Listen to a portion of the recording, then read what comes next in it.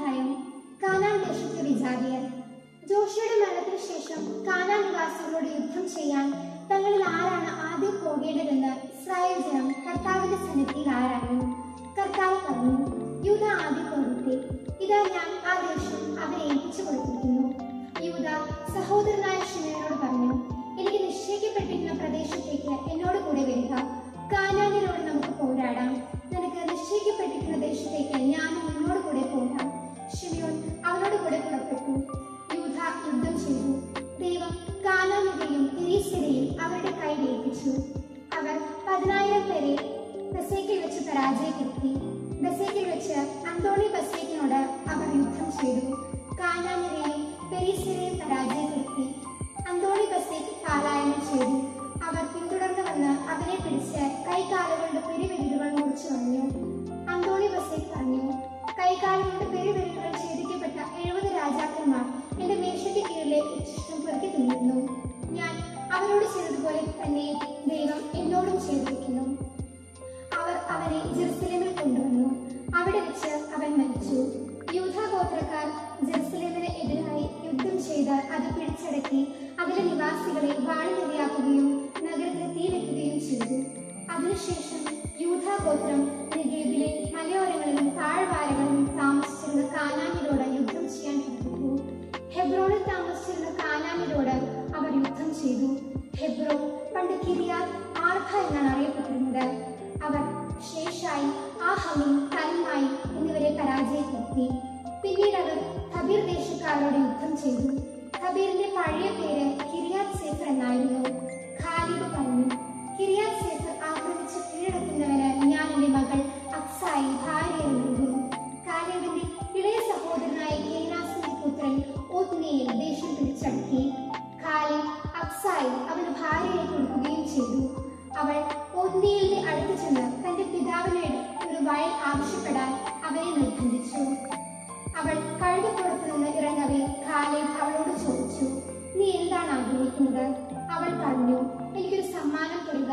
നെഗീബിലാണല്ലോ എന്നെ പാർപ്പിച്ചിരിക്കുന്നത്. അതുകൊണ്ട് ഏതാനും നീർച്ചാലുകളും എനിക്ക് തരിക.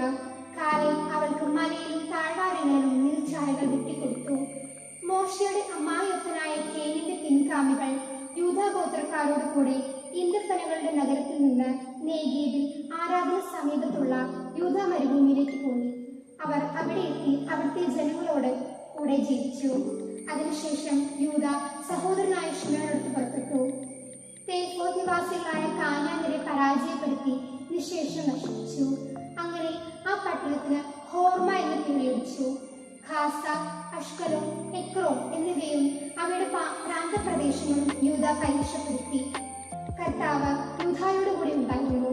അവർ മലപ്രദേശങ്ങൾ കൈവശമാക്കി. പക്ഷേ താഴ്വാര നിവാസികൾക്ക് ഇരുമ്പുരഥങ്ങൾ ഉണ്ടായിരുന്നതിനാൽ അവരെ തിരുത്താൻ അവർക്ക് കഴിഞ്ഞില്ല. മോശ പറഞ്ഞിരുന്നതുപോലെ ഹെബ്രോൺ കാലേബിന് കൊടുത്തു. അവിടെ നിന്ന് അനാത്തിന്റെ 3 പുത്രന്മാരെ അവൻ പുറത്താക്കി. ബെഞ്ചമിന്റെ ഗോത്രക്കാർ ജെറുസലേം നിവാസികളായ ജബൂസ്യരെ പുറത്താക്കിയില്ല. അതിനാൽ ജബൂസ്യർ ബെഞ്ചമിൻ ഗോത്രക്കാരോടൊപ്പം ജെറുസലേമിൽ ഇന്നും താമസിക്കുന്നു. ജോസഫിന്റെ ഗോത്രം ബഥേലിനെതിരെ പുറപ്പെട്ടു. കർത്താവ് അവരോട് കൂടെ ഉണ്ടായിരുന്നു. അവർ ബഥേൽ ഉറ്റുനോക്കാൻ ആളയച്ചു. ലൂസ് എന്നാണ് ഈ നഗരം അറിയപ്പെട്ടിരുന്നത്. നഗരത്തിൽ നിന്ന് ഒരാൾ വെളിയിലേക്ക് വരുന്നത് ചാരന്മാർ കണ്ടു. അവർ അവനോട് പറഞ്ഞു, നഗരത്തിലേക്കുള്ള വഴി ഞങ്ങൾക്ക് കാണിച്ചു തരിക. എങ്കിൽ നിശ്ചയമായും ഞങ്ങൾ നിന്നോട് ദയാപൂർവം വർദ്ധിക്കും. അവൻ അവർക്ക് നഗരത്തിലേക്കുള്ള വഴി കാണിച്ചു കൊടുത്തു. അവർ നഗരത്തെ വാളിനിരയാക്കി. എന്നാൽ അവനെയും അവന്റെ കുടുംബത്തെയും വെറുതെ വിട്ടു. അവർ ഹിത്യരുടെ നാട്ടിൽ ചെന്ന് അവിടെ ഒരു നഗരം പണിതു. ലൂസ് എന്ന് അതിന് പേരിട്ടു. ഇന്നും ആ പേരിൽ അത് അറിയപ്പെടുന്നു.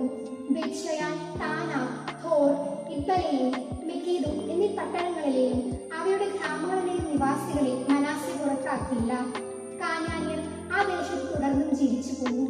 ഇസ്രായേൽക്കാർ പ്രബലരായപ്പോൾ കാനാൻകാരെ കൊണ്ട് അടിമവേല ചെയ്യിപ്പിച്ചു. അവരെ തീർത്തും പുറത്താക്കിയില്ല. എഫ്രായിം ഗോത്രം ഗസർ നിവാസികളായ കാനാന്യരെ പുറത്താക്കിയില്ല. അതുകൊണ്ട് കാനാന്യർ ഖസേറിൽ അവരുടെ ഇടയിൽ താമസിച്ചു. സെബൂലൂൻ ഗോത്രം കിത്രോൻ, നഹലോൻ എന്നീ നഗരങ്ങളിൽ നിവാസികളെ പുറത്താക്കിയില്ല. കാനാൻകാർ അടിമകളായി അവരുടെ ഇടയിൽ ജീവിച്ചു. ആക്കോ, സീദോൻ, അഹാല, അക്സിബ്, ഹെർബ, ആഫ കാഫി, റാഹോബ് ഇവിടങ്ങളിലെ നിവാസികളെ ആശേർ പുറത്താക്കിയില്ല. അങ്ങനെ ആശേർ ഗോത്രക്കാർ തദ്ദേശവാസികളായ കാനാന്യരുടെ ഇടയിൽ ജീവിച്ചു. ബെത്ശേമിലെയോ ബേത് അനാത്തിലെയോ നിവാസികളെ നഫ്തോലി ഗോത്രം പുറത്താക്കിയില്ല. അവർ തദ്ദേശവാസികളായ കാനാൻകാരുടെ ഇടയിൽ താമസിച്ചു. ബെത്ശേമിലെയും ബേത് അനാത്തിലെയും നിവാസികൾ അവർക്ക് അടിമകളായി തീർന്നു. ആമോര്യർ താൻ ഗോത്രത്തെ മലപ്രദേശത്തേക്ക് തള്ളിവിട്ടു. താഴ്വാരങ്ങളിലേക്ക് നീങ്ങുന്നവർ അവരെ അനുവദിച്ചില്ല. ആമോര്യർ ഹാർ ഹസേറിലും ആയോണിലും ഷാബീലിലും താമസം തുടർന്നു. എന്നാൽ ജോസഫിന്റെ ഗോത്രം അവരുടെ മേൽ ശക്തിപ്പെട്ടു. അവർ അടിമകളായി തീർന്നു. ആമോര്യരുടെ അതിർത്തി സേല മുതൽ മുകളിലേക്ക് അക്രാബീം കയറ്റം വരെയായിരുന്നു.